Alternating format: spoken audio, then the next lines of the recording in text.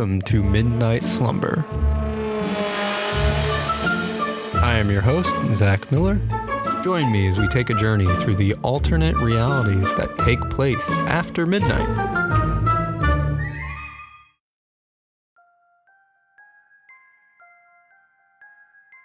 Before I get started with this first story, I want you to know that next week we will have a treat for you.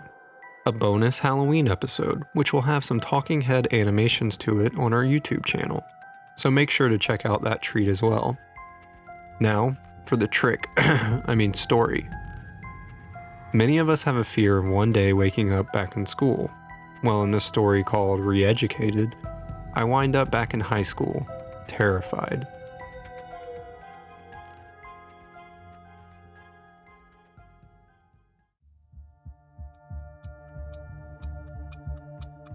Staring at my name on a test paper that sits in front of me, I realize I have no idea what I'm doing.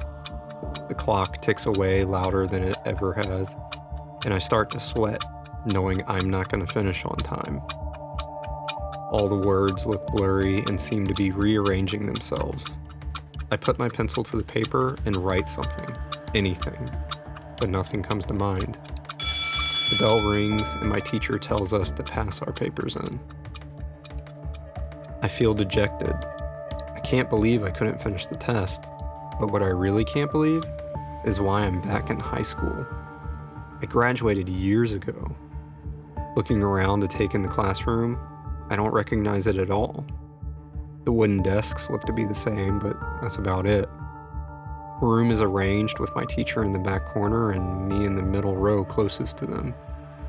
It's also very bright and has tons of random posters on the wall. I guess this is a literature class, as the posters have weird literary sayings on them. Like, "You can do it, bucko," and "Tomorrow is a better day when..." I am interrupted in my readings of the posters by my teacher clearing her throat. She looks at me with her hand out, and I quickly pass her my paper, not realizing I hadn't done so. This new, older lady who I've never seen before stares at me, knowing I'm about to ask her a question. Which I ask, "Why am I here?" She looks at me with a smile and says, "Well, your college degree won't count until you have passed this class and a few others." I look at her in confusion, knowing I've completed all my classes, otherwise they would have never let me into college. She sees my confusion and says, "It's just how the new requirements are, dear. Don't worry, you're not the only one who has to do this." She walks off, and with that, I look around to see what she means. To my surprise, I see some of my old classmates getting up to leave and head to their next class. Jumping up, I follow them out into the hallway. My old friends look annoyed at what's going on. Some of the students pass by, laughing and giggling under their breath at us. We walk down this bright hallway with dark green lockers and chat about what's really happening. One of the girls speaks up. I don't recognize her, but she has dark red hair and seems to know everyone else. She says we really shouldn't worry about it and that she finds it fun getting to see old friends. My buddy, who I've known for over a decade, looks at her like she's crazy. He says, "Well, however you feel about it, I wouldn't worry too much. Today is just the first day, and if you did well on the test, then you can leave in 2 weeks. Otherwise, you have to finish a whole semester." My stomach drops knowing I couldn't answer a single question on that test. I never knew I should have been studying for this.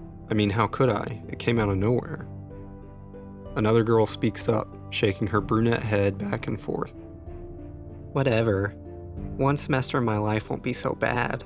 It's just ridiculous they implemented these new rules. Even my dad has to go back, and he's almost retired." With that, they all split off, heading to their next class. I panic, wondering where my next class is. I find a sheet in my dark green and black backpack, and it says, "Science, 210. I look up and breathe a sigh of relief as I am already standing outside the classroom.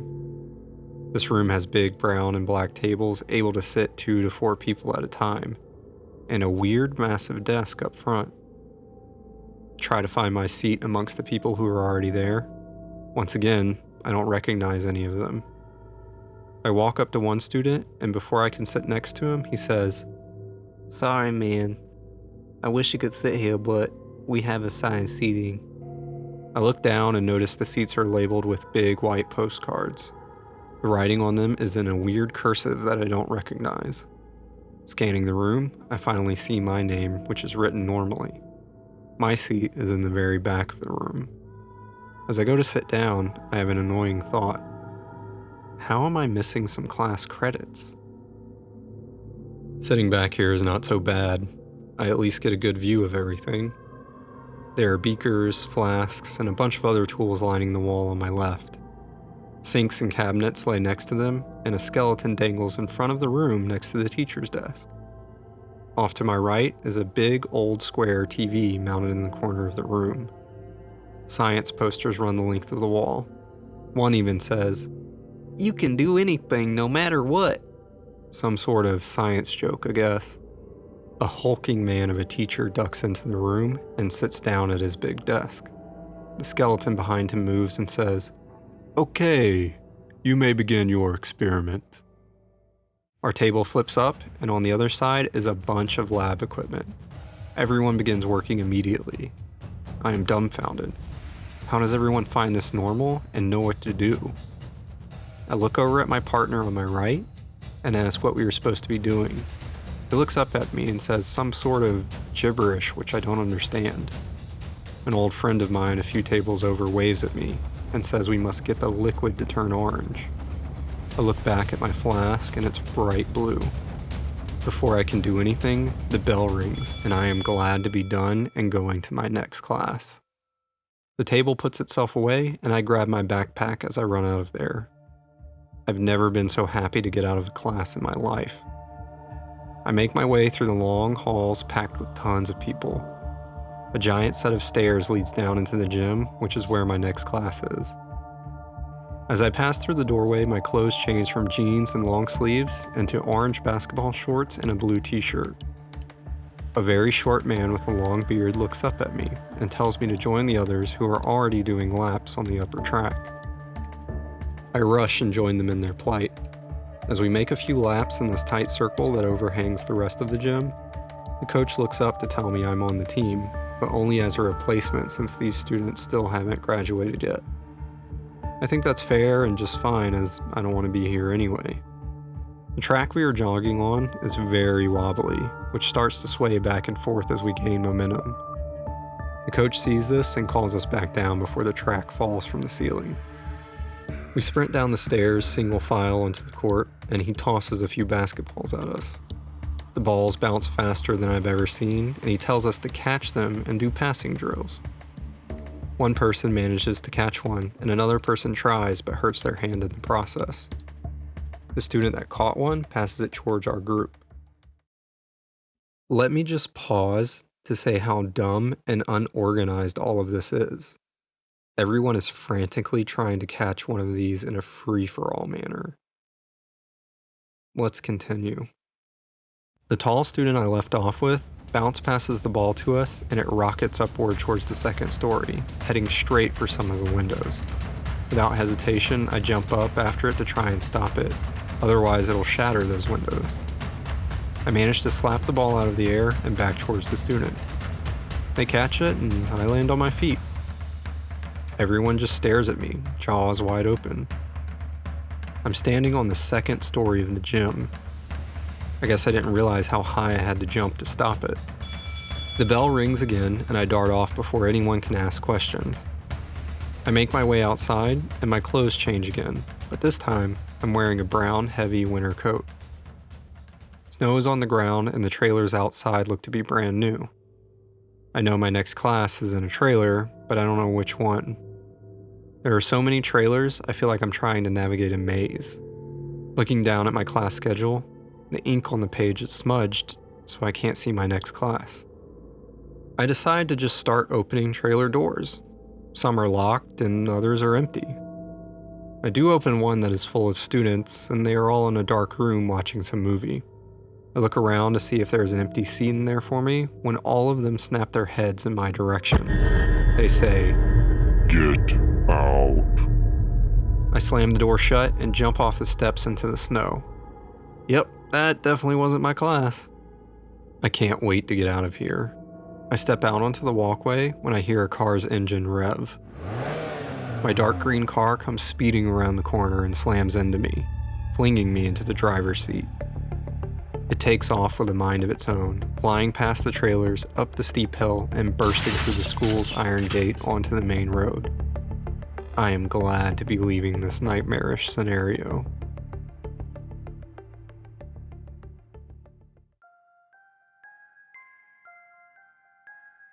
To get into the spirit for next week's Halloween episode, we have a slightly creepier story prepared. In this story, we visit a mall that seems to have something lurking around other than people. Enjoy the story called Flight Mall.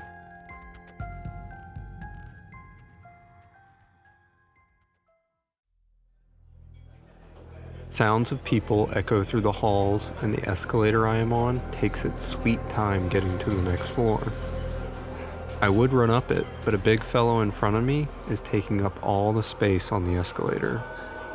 As he gets off, the shop in front of us pulls its chain door down and turns off their lights. I guess they are closing early. The store next door, however, has a lot of people wandering through it. The clothing in the store reminds me of the clothes me and my friends used to wear in high school. Colorful shirts, torn jeans, and a lot of different styles of beanies. I haven't gone more than a few steps into the store when I see the manager walk by and up to a group of students. I am close to them, standing next to a wooden mannequin who is sporting the latest black and gold beanie. I can't hear what he is saying, but the group of high school students leaves. He turns to face the rest of the store where everyone else is, and politely asks all of us to leave. He says that they and the rest of the mall are closing early today and for us to vacate as quickly as possible. This seems really odd to me, but I do as instructed and head out. Being at the back of the mall is annoying, as now I must travel a long distance back to my car. I guess I will be getting my steps in for the day. As I step away, I see the wooden mannequin turn slightly in my direction. No one is near it to move it, so I take another step, and it clearly moves again. I dart away, glad there is a chained wall between us, but as I travel down the hall, all the mannequins in the stores begin to face me. One of the closed stores has big glass windows and a purple light that shines behind the mannequins. It's a fashion store, and these cloth mannequins reach towards the glass with their long arms. I bolt downstairs, jumping over the ledge and landing onto the floor below. I land in a group of people, and I overhear them talk about why the store is closing. One of the guys dressed in a nice blue tux says that he heard they are filming a TV show or movie here. The guy he is talking to asks, "Is that why you dressed up?" The other guy responds, "Yeah, I was hoping they would need an extra in the background somewhere. I know they are filming upstairs, but they have that place blocked off to cast and crew only." The group parts from the direction I am headed, exiting the side entrance. Having worked in the film industry, I wonder if they need an extra hand or someone with actual experience. I start to walk faster, trying to get to the next set of stairs, when I feel my body begin to float off the ground. This is pretty cool, I think to myself. I take off, floating past the groups of people leaving, and passing by some shops, I see some people inside getting them all set up to be filmed. Bright yellow signs point in the direction for the crew to meet up. Following them up to the second story, I float through the floor and through some of the shops into the back hall. I really am enjoying traveling like this over walking. It's way faster and easier. At the back of this narrow hallway sits a cameraman and some TV news anchor. He is dressed in a rather expensive yellow tux. His staff is getting him ready, passing him his lines and having final touches of makeup put on. As I pass around the giant pillar that separates them from the next narrow hallway, I see all the equipment they have set up. There are tons of lights, electrical cords, monitors, and even a snack area with loads of food waiting to be devoured. I can hear the news anchor giving his speech, which is oddly muffled. I wonder if his mic isn't working right and I am just around the corner, so I should be able to hear him with ease. I come back around to see what's going on, and he seems to not even notice the problem. I float right above them and think to myself, what better news story than a person who can fly? I drop down and float right in front of the news anchor and wave at the camera. No one says anything or even budges. The news anchor continues to give his muffled lines like nothing is happening.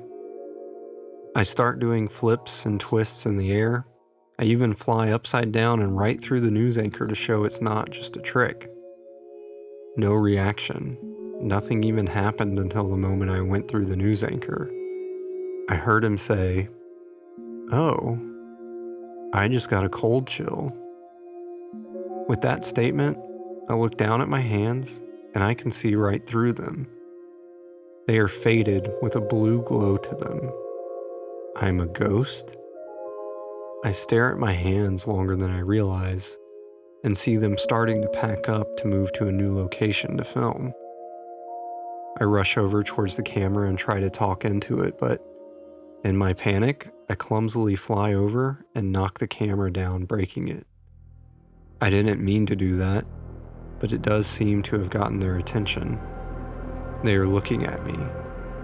No, actually they are looking past me in terror.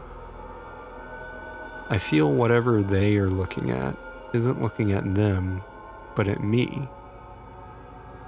I can hear whatever it is slowly moving down the hallway towards us. I hesitantly turn and see the wooden mannequin stepping down the hallway. It now has sharp wooden arms that it leans on for support. Behind it are more mannequins. They bump against one another, trying to race towards us. The crew takes off, screaming in fear. I flee as well, but I have a bit of an advantage. I can pass through the walls. As I do, I try to make it to the outside so that I can leave this place. But I end up back in the main mall area instead. Even with all the walls I went through, I hear their screams as the mannequins catch them. The main mall area has drastically changed. The escalators are now leading to all kinds of places, none of it making sense. Some do a loop back onto themselves or dive down into a group that splits into multiple directions. I try to pass through them, but it's of no use. Something is preventing me from doing so. I try to navigate them, only to find myself back at where I started. I can't see the mannequins, but I can hear them getting closer. I have to find a way out, otherwise I will become one of them.